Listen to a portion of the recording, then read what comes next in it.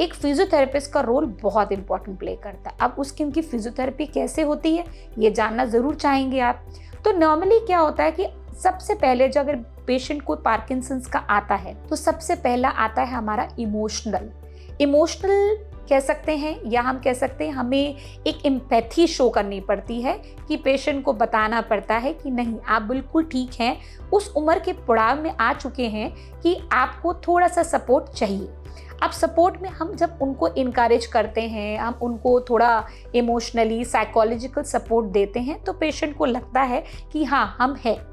दूसरा, हम different modalities के थ्रू, डिफरेंट मशीनों के थ्रू हम उनकी पेन को रिड्यूस करते हैं, क्योंकि ओल्ड एज का पेशेंट कभी सर्वाइकल में पेन, कभी लोअर बैक में पेन, कभी काफ में, कभी एड़ियों में दर्द बताता है। तो उसके अंदर हम डिफरेंट मोडालिटीज़ के थ्रू हम उनकी पेन को रिड्यूस करते हैं। तीसरा होता है मेडिकेशन।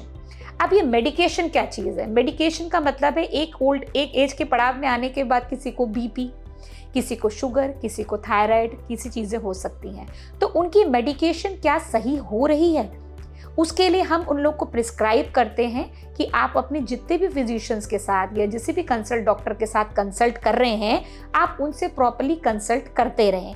ये भी पॉसिबल हो जाता है कभी कभार जो ओल्ड एज का पर्सन है वो ज़्यादा मेडिकेशंस ले रहा है जिसकी वजह से उसको डिजीनेस, उसको चक्कर आना और ये सब हो सकता है।